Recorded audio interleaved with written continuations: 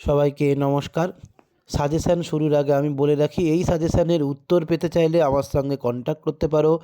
আর যদি আরেকটা গুরুত্বপূর্ণ কথা, সাজেশানটা সম্পূর্ণ তোমরা শুনবে, না হলে কিন্তু শুধু সাজেশান দেখলে কিন্তু তোমরা বুঝতে পারবে না কি করতে হবে। একটু বুঝে নিতে হবে বিষয়গুলো, তাহলেই তোমরা ভালো করে পড়তে পারবে। তোমাদের ব্যাচ যেহেতু এই সিস্টেমের অর্থাৎ এনইপি সিস্টেমের প্রথম ব্যাচ, তাই তোমাদের একটু বেশিই পড়তে হবে। এটা মাথায় রেখেই তোমরা এগিয়ে যাও। আমি সেদিক থেকে লক্ষ্য রেখেই তোমাদের বেশ কিছু দিয়েছি, চেষ্টা করেছি কম দেওয়ার। আশা করি এইগুলো মন দিয়ে পড়লে তোমরা পাস তো করতে পারবে এবং ভালো রেজাল্টও করতে পারবে। এবারে আসা যাক সাজেশানে। কিসের সাজেশান না, ক্যালকাটা ইউনিভার্সিটি সেমিস্টার 5 সংস্কৃত মেজরের নতুন সিস্টেমে সংস্কৃত মেজরের সাজেশান নিয়ে আলোচনা করব। সিসি 11-এর সাজেশান নিয়ে আলোচনা করব। আমার আগের ভিডিওগুলোতে সিসি 9 নিয়ে আলোচনা করেছি, সিসি 10 নিয়েও আলোচনা করেছি। এখন আমার আলোচনার বিষয় হলো সিসি 11।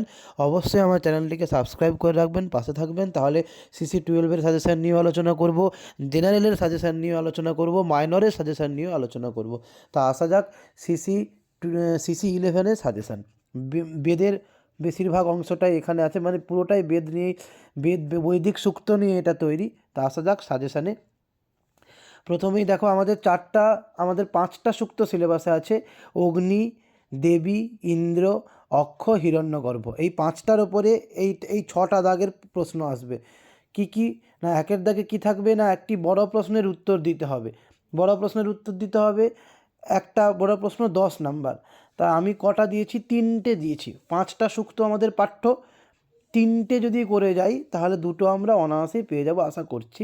2টো কেন, একটা আমাদের করতে হবে, একটা তো পাবোই এখান থেকে। এই হিসেবেই আমি এই 3টে লং কোশ্চেন দিয়েছি। দেখো, অগ্নিসূক্ত, ইন্দ্রসূক্ত আর বাকসূক্ত থেকে 3টে সূক্ত থেকে 3টে লং কোশ্চেন। কী বলা আছে? অগ্নিসূক্তের ঋষিকে, দেবতাকে, সূক্তানুসারে অগ্নিদেবতার মাহাত্ম্য আলোচনা করো। ইন্দ্রসূক্তের ঋষি ও দেবতার নাম উল্লেখ করে ইন্দ্র দেবতার বৈশিষ্ট্য আলোচনা করো। বাকসূক্তের ঋষিকে, দেবতা বা কে, বাক বা দেবী সূক্তের দার্শনিক তাৎপর্য আলোচনা করো। এইবারে তোমরা খেয়াল করবে, শর্ট কোশ্চেন মানে সূক্তটা লং কোশ্চেন যে মাহাত্ম্য, তাৎপর্য বা বৈশিষ্ট্য এইসবের আগে প্রথমের দিকে বেশ কিছু শর্ট কোশ্চেন দেয়। সেই শর্ট কোশ্চেনে কী থাকে? এই ঋষিকে, দেবতাকে, ছন্দ কী, এই সবগুলো কিন্তু থাকে। বা ধরো কোনো একটা লাইন তুলে দিয়ে বলল এই সূক্তের ঋষিকে, তখন তোমাদের বুঝতে হবে ওটা কোন সূক্ত থেকে নেওয়া হয়েছে, সেই সূক্তের ঋষিটা লিখতে হবে। এইরকম শর্ট কোশ্চেন কিন্তু প্রথমের দিকে থাকতে পারে, শর্ট টাইপ। তারপরে একটা লং থাকবে, যে মাহাত্ম্য লেখো বা বৈশিষ্ট্য লেখো বা দার্শনিক তাৎপর্য লেখো। মোটামুটি এই 3টে করলে তোমরা একটা অনায়াসে পেয়ে যেতে পারো। এরপরে দেখো, 2-এর দাগে ব্যাখ্যা করতে হবে। ব্যাখ্যার ক্ষেত্রে আমি বলে রাখি 5টা সূক্ত।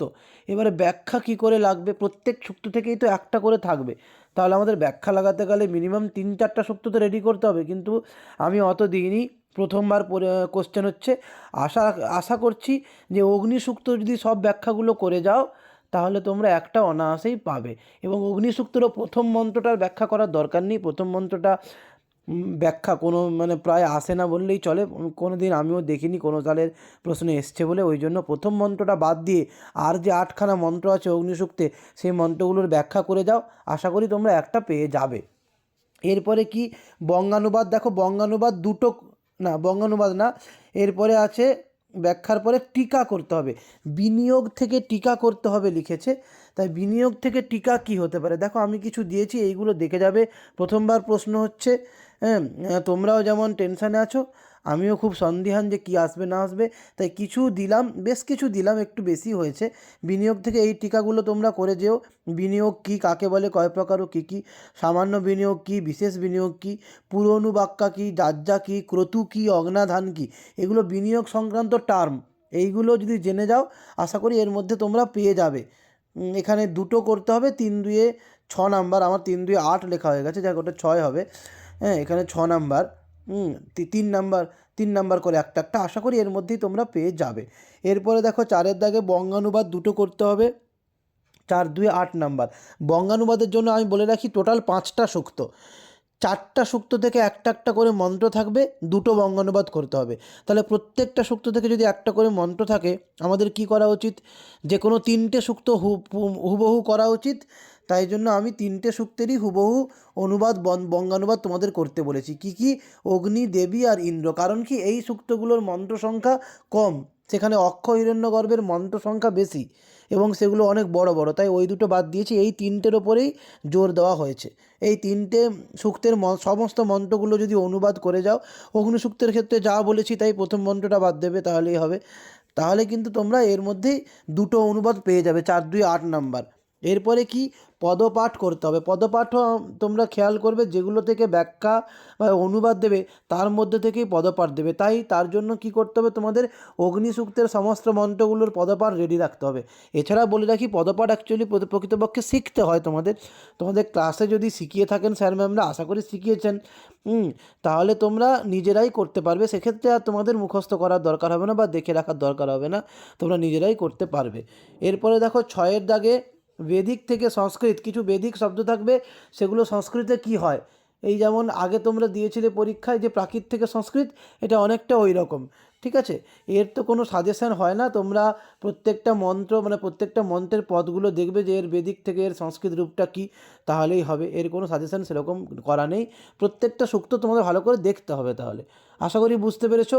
যদি এই সংক্রান্ত কিছু লিস্ট পেতে চাও, যে স্যার কিছু লিস্ট দিন যে এখান থেকে বৈদিক থেকে সংস্কৃত কী হয়েছে, তাহলে আমার সঙ্গে যোগাযোগ করলে আমি তো উত্তরও দেবো, তার সঙ্গে এগুলোরও কিছু লিস্ট আমি দিয়ে দিতে পারবো। এবারে আসা যাক 7 দাগে কী করতে হবে, তোমাদের টপিক হচ্ছে যজুর্বেদের রুদ্রাধ্যায় আর অথর্ববেদের ভূমিসূক্ত। এখানে কি হবে, প্রথমে ব্যাখ্যা করতে হবে একটা, আর অনুবাদ করতে হবে একটা, দুটো থেকেই হয়তো থাকবে। তাই আমি ব্যাখ্যার জন্য তোমাদের সাজেস্ট করব রুদ্রাধ্যায় থেকে করতে পারো ব্যাখ্যাগুলো, সব মন্ত্রগুলোর ব্যাখ্যা রেডি করতে পারো।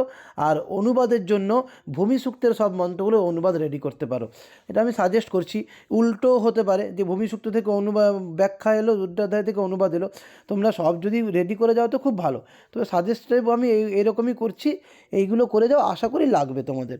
এরপরে দেখো ইউনিট 3 কি, একটি বড় প্রশ্নের উত্তর করতে হবে। এখানেও টপিক কি, টপিক হচ্ছে শূন্যস্থান উপাখ্যানের 1 থেকে 3 আর হচ্ছে মনু মৎস্য কথা। এইখানে বড় প্রশ্নের জন্য কি করবে, দেখো শূন্যস্থান উপাখ্যানের গল্পটা তোমরা ভালো করে জানবে, যে গল্পটা ভালো করে জানলে ওখান থেকে যা বড় প্রশ্ন দেবে তা খুব সহজেই তোমরা পারবে, কেন শূন্যস্থানের গল্পটা খুবই সহজ। বা মনুমৎস্য কথাও তাই, হয়তো বললো মনুমৎস্য কথার বিষয়বস্তু বর্ণনা করো, তাহলে বিষয়বস্তু বর্ণনা করা একটা বড় প্রশ্ন হতেই পারে।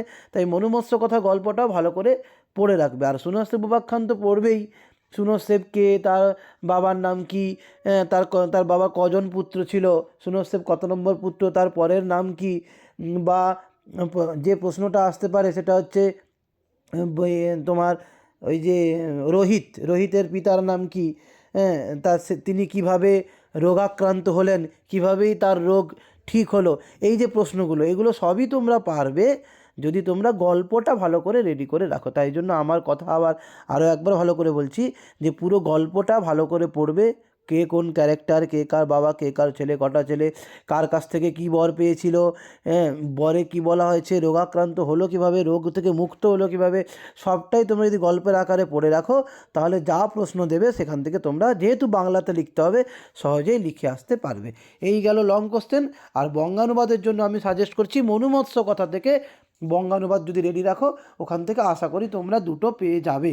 কেননা শূন্যস্থান উপাখ্যান থেকেও বঙ্গানুবাদ আসতে পারে, কিন্তু শূন্যস্থান উপাখ্যান অনেকটা 1 2 3 3টে অধ্যায়, 3টে পাঠ, পুরো অনেকগুলো মন্ত্র আছে, তোমাদের পক্ষে করা চাপ হয়ে যাবে এই মুহূর্তে। তাই আমি বলবো মনুমৎস্য কথা থেকে টার্গেট করো, আশা করি ওখান থেকে পেয়ে যাবে। এই হলো টোটাল তোমাদের সাজেশান, আশা করি বুঝতে পেরেছো। তাই তোমরা একটু পাঠ কোশ্চেনগুলোর দিকে নজর দেবে। আর সবথেকে ভালো হয় তোমরা অনুবাদগুলো, যত বঙ্গানুবাদ আছে ওগুলো যদি ভালো করে রেডি করে থাকো, তাহলেই তোমরা পাস করে বেশি নাম্বার পেয়ে যাবে। বঙ্গানুবাদগুলোর ওপর গুরুত্ব দেবে, তারপরে লং কোশ্চেনটা গুরুত্ব দেবে, ওটা তো আসবেই, তারপরে টুকটাক ব্যাখ্যা পারলে লিখবে, এই তো, তাহলেই দেখবে তোমাদের পাস তো হবেই, ভালো নাম্বারও চলে আসবে। আশা করি তোমরা বুঝতে পেরেছো। বেদের সিলেবাসটা সবসময় একটু ভাস্ট হয়, বড় হয়, আর সেই মতো তোমরা পড়াশুনো করবে। পুরো সুক্তকে তোমাদের পড়তে হবে, একটু ভালো করে পড়াশুনো করো, তার জন্য তোমাদের ছুটিও আছে, অতএব চিন্তা না করে এই হচ্ছে তোমাদের সাজেশান, এই অনুযায়ী পড়ো, আশা করি তোমরা ভালো ফল পাবে। আসবো আবারও পরের ভিডিও নিয়ে CC12 নিয়ে, সেখানে ইনস্ক্রিপশান আছে, ইনস্ক্রিপশান নিয়ে আলোচনা হবে। এই ভিডিও এই পর্যন্ত, সবাই পাশে থাকবে, মন দিয়ে পড়াশুনো করবে। আর কোনোরূপ সমস্যা হলে আমার ফোন নাম্বার দেওয়া আছে, আমার ওইটাই আমার হোয়াটসঅ্যাপ নাম্বার, আমাকে হোয়াটসঅ্যাপেও যোগাযোগ করতে পারো, ফোনও করতে পারো। সবাই ভালো থাকবে, মন দিয়ে পড়াশোনা করো। এই ভিডিও এ পর্যন্ত, আসবো আবার পরের ভিডিও নিয়ে। ধন্যবাদ।